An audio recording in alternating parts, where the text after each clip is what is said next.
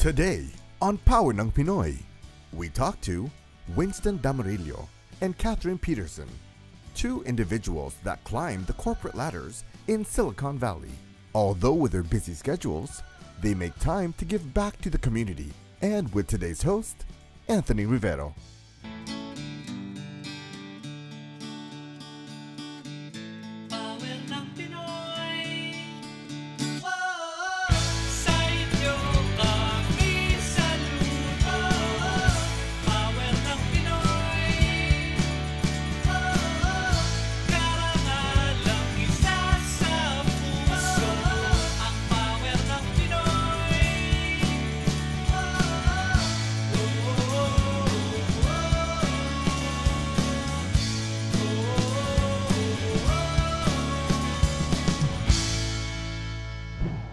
Hi, my name is Anthony Rivero. Welcome to another exciting episode of Power ng Pinoy. In our past episodes, we brought to you stories of Pinoy achievers here in Silicon Valley. Today, we feature Winston Damarillo, a serial technology entrepreneur, and Catherine Peterson, a successful corporate executive for Fortune 500 companies.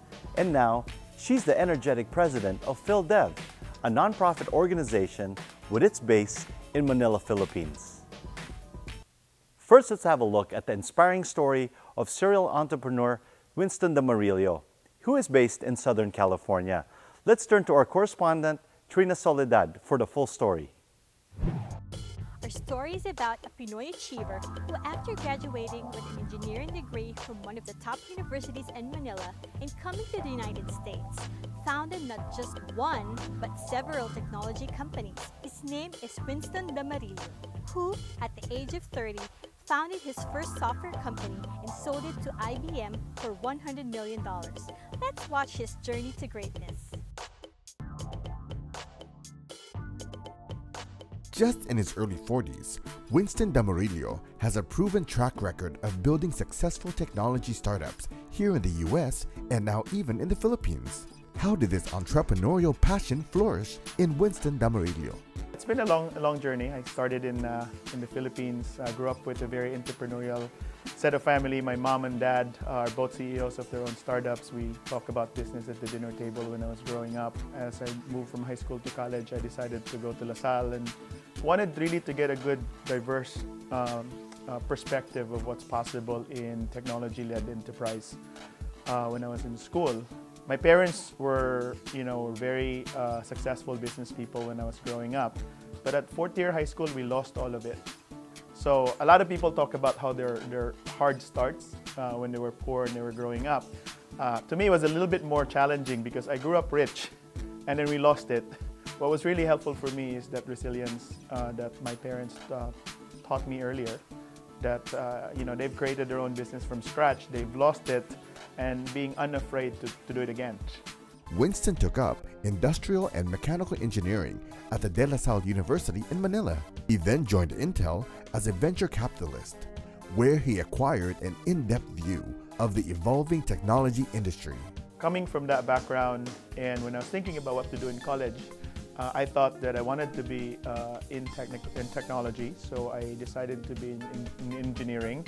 But I wanted the breadth, right, to understand all the opportunities within engineering, so I picked industrial engineering. When I went to Silicon Valley, I ended up in information technology. I was able to get a job at Intel, but it was hard. I was a fresh grad, armed only with a De La Salle education. I was competing against Stanford grads, MIT grads. I learned a lot at Intel, and it helped me get to where I am today. His experience at Intel must have played a huge role in his career growth and evolution. I ended up working at a group called Intel Architecture Labs, and in particular the Internet Communications Group, at the time under Pat Gelsinger. And what we did in that group is to invent technologies or take raw technologies and bring them to market. At that time, I was involved in the early versions of VoIP. We were investigating what the internet can do to business in e-commerce and in media. I got into Intel being an engineer, and I was successful at Intel because I'm an entrepreneur. So when it was time, right, most of my mentors basically said, hey, you know what? You've learned everything you can learn here. Your growth will come from you building your own companies. It was a great career at Intel, and in 1999 and 2000, when everybody's building their own companies, I decided that grass was greener. And I left Intel with the blessings of my mentors at Intel and built my first startup. It's amazing how it worked out for Winston. From engineer to entrepreneur, to jump from a cushy job in one of the world's largest corporations to venturing out on his own must have gotten Winston to be pretty fearless and driven. I've learned that I can do more.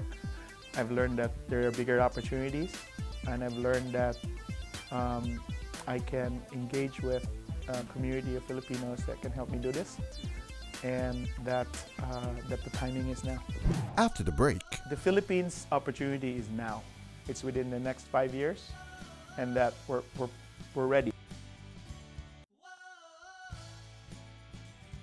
it was not enough for Winston Damarillo to be a successful venture capitalist working in Intel.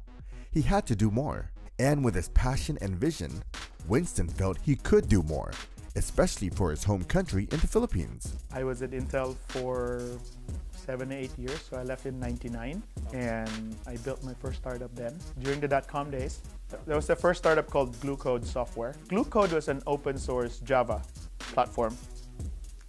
It was the software that powers the websites, the web applications. And Glucode was eventually acquired by IBM as part of the IBM WebSphere product in 2005. I immediately started another company called Logic Blaze, which has been acquired and eventually now is with Red Hat. And that was acquired in 2007. And then I built another one called WebTide that we built and was acquired in 2009. And then I built MaestroDev, and then Morph, and then Aleph. As an angel and technopreneur, he must have felt like a David among the Goliaths of the industry.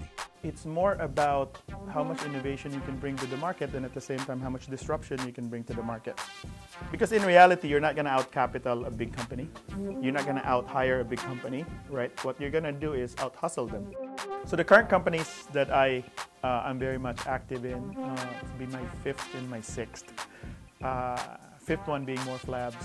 It's a cloud computing company, and what we do at Morph Labs is to basically think of the computer servers. So what we did was we looked at and emulated what Google and Facebook is doing, created a product out of it called Morph Labs mCloud, and allowed enterprises and telecom companies like Globe Telecom to use it so they can provide that servers to the end user. Well, there's a few of us that offer this. We're among the top 5 in the world. You know, we've been very excited about Morph's trajectory. And then we've also just started another startup called Aleph, which is based on a digital storage platform. Morph and Aleph, they all both end in PH. And their websites are actually end in PH. It's kind of a subtle way of saying, hey, it's a Filipino technology, it comes from the Philippines, significantly engineered in the Philippines, and kind of our calling card to say, hey, we can build top 5 cloud computing product in the world from the Philippines, and soon, you know, hopefully the best digital storage platform coming from the Philippines, and start putting our Tatak Pinoy in this whole mindset. How does he manage to find the time and energy to maintain that balance between his professional and personal life? So work-family balance is a very difficult thing. And for the first maybe 5 to 8 years of my career, I always thought about this as a pie, that a portion of my time is spent at work and a portion of my time is spent at family. And what I discovered and what the World Economic Forum has really helped me round up myself is that it shouldn't be a pie. It shouldn't be a zero-sum game. In other words, I shouldn't take time from family so I can do work, nor should I think about I'm taking time from work so I can be with family. The integrated life is that we get our families involved in our business. So my son and I are building game rig platforms. So he's thinking about his business now, and you know, we're developing this super immersive 3D platforms on rigs of truck. They can do that. My wife and I are thinking about how we can bring technologies to the classroom. And as a family, we take a lot of hobbies in traveling the world and understanding history and how history affects entrepreneurship over time. So what I have done to help is to really look at the whole thing as an integrated life, that my work is that I'm about the work I do, and that my family is an integrated part of it. And in spite of his busy schedule, he finds a way to participate in other activities that let him pay it forward or give back to the community. I'm very involved with two international organizations. One is the World Economic Forum. In 2010, they asked me to become one of their young global leaders representing the Philippines. And the idea there is that at the time, Southeast Asia has imported the Filipinos, an emerging country. So I spent a lot of time traveling with the World Economic Forum to do two things: to express the areas to which the Philippines can be successful and that we can share that to the rest of the world. And secondarily, to see what's going on out there in the world so we can bring that learning back to the Philippines. So it's been very exciting to do that. And then the other thing I do is I am now vice chairing the innovation subcommittee of the ASEAN group. And this is the regional group that is thinking about the region as a unified economy, as a unified set of people, and creating bridges and blueprints to integrate the 10 countries within the ASEAN. What would he advise aspiring Filipino entrepreneurs? I think it's really important for Filipinos not to think of ourselves to just purely be in business, to manage it, but to also think about creating technology. Winston has become very successful in what he does. So where does he go from here? I still make failures every day today. I'm still learning. So the idea that you'll always learn and you can progress from your learnings is important in every entrepreneur's mind. I spent the first 5 to 10 years of my career wondering if I can prove that we can be better. The first 3 startups gave me a perspective that it can be done. And what that has expanded into is the mindset that it can be done and it can be repeated and propagated to the community, and that propagation and replication can lead to an industry, and then an industry can drive a country. So kind of a bigger goal of this can have a momentum of its own is driving me to do bigger and bigger, more complex things. He shares a final message for our kababayans watching us, especially those thinking of investing in the Philippines. The Philippines opportunity is now.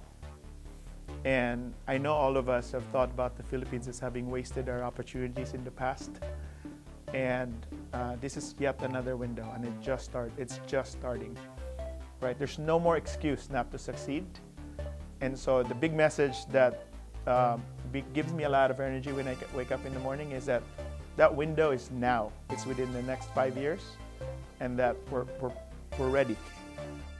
Yan ang power ng Pinoy.